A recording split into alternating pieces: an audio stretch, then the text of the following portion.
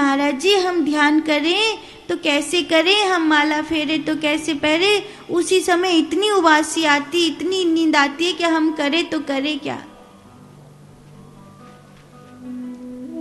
और एक चीज आपने और महसूस करी होगी कि आप पूरे दिन के थके हुए हैं, आपके शरीर ने पर्याप्त मेहनत करी है, फिर भी आपकी इंद्रिय को कोई वासना मिल रही है, तो आप रात में जग जाएंगे।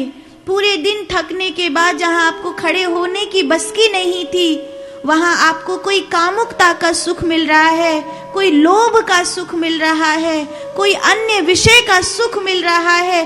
कहीं लड़ाई हो गई, कहीं कुछ ऐसा हो गया तो तुरंत आपकी नींद वींद सब भाग जाती है। इंद्रियों की वासना इतनी प्रबल होती है कि दिन भर का थका हुआ आदमी भी उस समय जागने के लिए तत्पर हो जाता है। दिन भर जगा था, उसके बावजूद रात भर भी जग रहा है। क्यों? ये पैसे हैं भैया, जितने गिन लूंगा उतने ही मेरे हो जाएंगे, इनको एक बार गिन लूं फिर तो सो ही लूंगा। कोई काम वासना का सुख हो, दिन भर का थका हुआ आदमी भी उसमें उतर जाता है, प्रेतत्व को धारण कर लेता है। इसका अर्थ है कि मन और बुद्धि शांत होना नहीं चाहते हैं। उनका अशांत होना ये प्रमाणित करता है कि अभी हमारा जन्म मरण का चक्र नहीं मिटेगा। हमारे जन्म मरण के चक्र को मिटा देने के लिए ये बहुत जरूरी है कि हमारा मन चुप हो जाए। जब तक ये विचार शरीर रहेगा तब तक आप मुक्त नहीं हो सकते। आप 2 लाख, 2 करोड़, 10 करोड़, 50 करोड़, अरब खरब कितने मंत्र जाप कर लो, पर जब तक श्वासें सदेंगी नहीं और मन चुप होगा नहीं, तब तक मैं आपको लिख के दे सकती हूं कि आप मुक्त नहीं होंगे। क्योंकि जन्म आपका नहीं होता, जन्म विचार शरीर का होता है। वो जीवित है, आप तो स्वप्न में और मस्तिष्क में दौड़ रहा है। जब आप मर जाएंगे तो वो हवाओं में दौड़ेगा, वही जन्म लेगा। आत्मा तो अजन्मा है, वो तो कभी जन्मती मरती नहीं है। और ये मिट्टी, ये देह, ये तो 5 तत्वों में मिल जाएगा।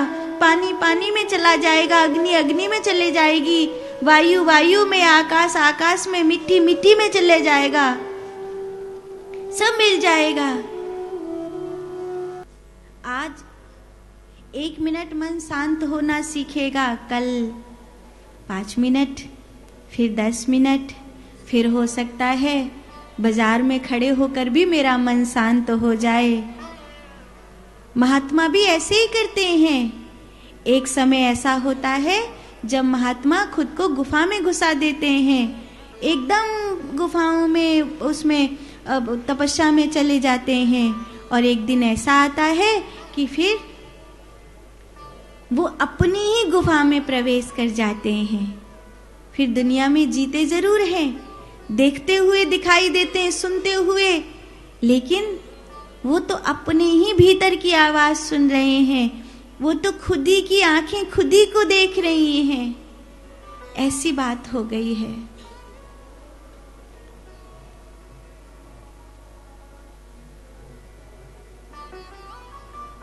रमता जोगी बहता पानी, बांध सके न जंजीर, मिले कोई ऐसा संत फकीर।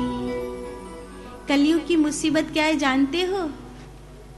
आज एक साधारण गृहस्थी के चेहरे पर शांति दिखाई दे जाती है, धैर्य दिखाई दे जाता है। और महात्मा जो शांत होना चाहिए, जो धैर्य से भरा हुआ होना चाहिए, उसको मालिक मिल गया है, उसकी शांति अद्वितीय होती है, वो अशांत दिखाई देता है, वो चंचल मना दिखाई देता है, वो जुगाड़ लगाते रहता है कि तुम्हारी जेब में से पैसे कैसे निकलवाए जाएं। तो फिर नई पीढ़ी विश्वास कैसे करेगी? वो देखेगी कि ये तो भेष तो महात्मा का है, लेकिन ये तो जेब में से पैसे निकलवाने की जुगाड़ देख रहे हैं। इनकी चंचलता तो सीमाएं पार कर रही है। और साधु तो शांत होता है, अपनी ही गुफा में प्रवेश कर गया होता है। सब कुछ छोड़ दिया उसने। जिसने सब कुछ छोड़ दिया उसे अब संसार से क्या लेना देना। इसलिए वो शांत हो जाता है, वो विरक्त हो जाता है। वो शांत और विरक्त महापुरुष इस धरती पर परमात्मा का रूप होता है। कुछ ऐसे हैं जो आज भी परमात्मा होकर जी रहे हैं। कुछ ऐसे हैं जो दिखते तो असली जैसे हैं पर असली जैसे होते नहीं हैं। उनमें उनका कसूर नहीं है, हमारी आंख का कसूर है। हमारे पास अगर आंख हो तो भरी भीड़ में से भी हम साधु को देख लेंगे कि ये साधु है। जैसे जौहरी ढेर सारे जरकीन पड़े हों तो उसमें से बीच में से चुप्पा ही हीरा उठा लेगा कि ये जरकीन है, ये हीरा है। ऐसे ही जिसके पास परमात्मा की आंख है वो इस भरी भीड़ में संत को पहचान लेता है। और जो संत को पहचान लेता है वो धरती पर भगवान का दर्शन सहज कर सकता है। वो कहाँ ढूंढने जाएगा? उसके लिए तो जर्रे जर्रे में परमात्मा होते हैं।